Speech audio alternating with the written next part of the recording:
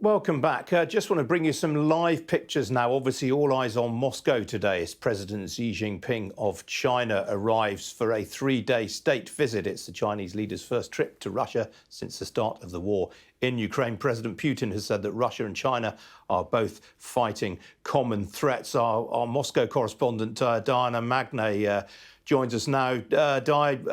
This is a very, very significant visit indeed, isn't it? Yes, a very important diplomatic moment, really. We're seeing the Chinese leader come down and be met with a sort of ceremonial honours at the airport here in Moscow, met by a deputy prime minister. But as you say, it will be a substantial visit, his first since President Putin invaded Ukraine. You know, this visit was announced on Friday just after President Putin was indicted by the International Criminal Court. You would have thought that that might give the Chinese premier cause for thought, but apparently not. And let's not forget that he too is accused of war crimes in Guangzhou province against the Uyghur minority there. They are expected to talk trade. They are expected to talk their substantial growing economic ties. But this is not a partnership of equals. This is a partnership where Russia is very much the junior partner, isolated on the world stage, looking for Russia as a market to sell its gas and its energy. China is getting that at substantially reduced prices.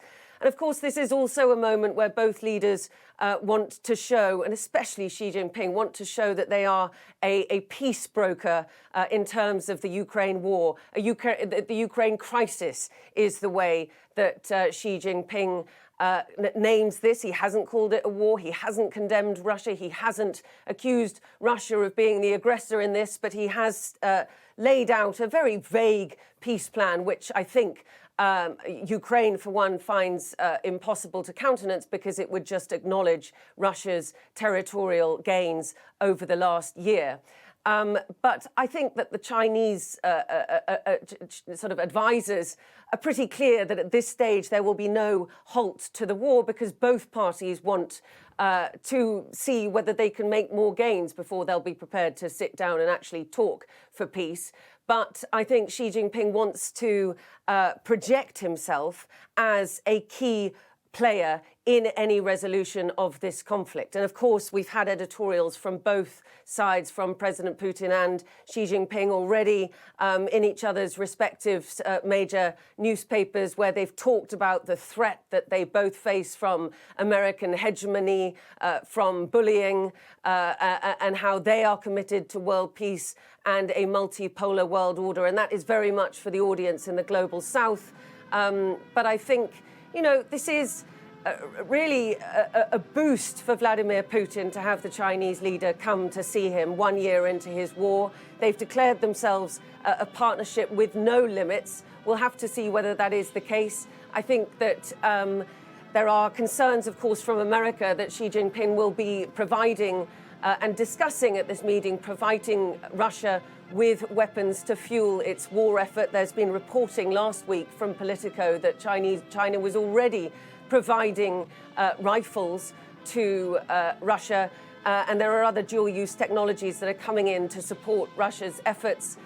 That really would crystallize much more of a Cold War situation with Russia and China against NATO. I don't think China wants to be seen to go that far, particularly because of the importance for China of continuing its economic ties with Europe and with the rest of the world. But everybody will be watching very closely the outcome of these meetings. Tomorrow we'll get more out of it than today. Today there are informal talks between the Chinese leader and Vladimir Putin. Tomorrow both sides' delegations will meet. There will be substantial talks. There will be a press conference. So there'll be a lot of news coming from Russia over the next couple of days.